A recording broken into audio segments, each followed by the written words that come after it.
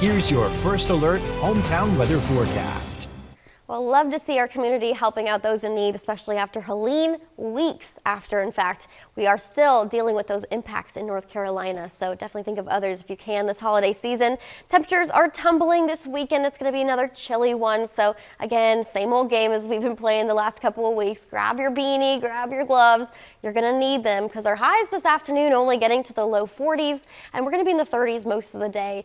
Pretty calm winds out there, so don't need to worry about a cold wind chill, but those clouds are going to increase throughout the day, all ahead of our system that's incoming. So there's lots of holiday happenings across our area. Buchanan has a Christmas parade at 4 o'clock this afternoon, 42 degrees then. Livingston, Christmas parade as well at 6 p.m., 40 degrees then. And then Galax, the Appalachian Christmas Fest, is at noon today. And again, just make sure you are prepared for the cold.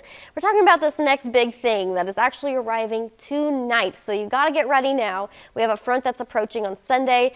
We're talking a cold rain, but even a little wintry mix to portions of the NRV and the Highlands heading into those early morning hours. So this is the area that we're tracking now. Notice it's right over Missouri and it's heading our direction. So this is an area of low pressure that is carrying a lot of cold air, but on top of that, we have our very own cold air wedge that's building in for this weekend. So that is basically just saying there's cold air that's locked into the mountains and it's kind of trapped. It doesn't have anywhere to go. So when we add that little bit of moisture, the cold air starts to turn some of it into that wintry mix. So notice, of course, that little shade of pink there. This is the onset of the system at 3 o'clock tomorrow morning.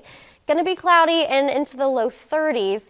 As we go throughout the morning, temperatures rise slightly, but again, we could still see that little wintry mix favored for those areas that are west of the Blue Ridge heading into the afternoon. After lunchtime tomorrow, it's just going to be too warm to favor that wintry mix for everybody, and so we're going to start to see that transition from a sleet or a freezing rain to all rain, because that's when it'll get a little warmer. Notice 36 degrees there at about 2 o'clock tomorrow afternoon, becoming kind of scattered throughout the day, so not a soaking event, but do know kind of on and off showers for tomorrow. So winter alerts, you might have got this notification on our WDBJ7 weather app. It's free, and you should definitely download it so you are prepared there.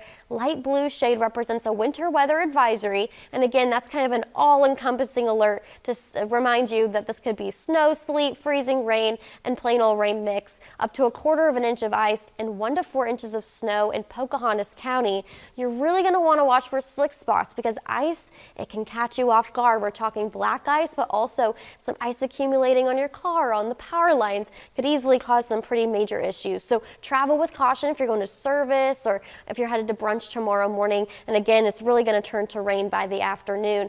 Got a few rain chances a little later on next week, Tanisha, but nothing super impressive until about Wednesday, and nothing looks to be wintry. So we're going to continue to hang on to some warmer air. I mean, 50s and low 60s by Tuesday. Oh, that's nice. Yeah, going back to the black ice, it is very dangerous. I know back in Texas, we had a really bad pile up on the highway a few years ago because of black ice. So that's definitely something you want to just be cautious of. Yeah, and when I say 1/4 inch of ice, you're probably like, oh, that's not very much, but it really does not take much. Only about 1/2 inch can add about 500 pounds of weight to a power line. So just keep that in mind. Ice can be easily more dangerous than snow. Yeah. All right. Thank you so much, Peyton.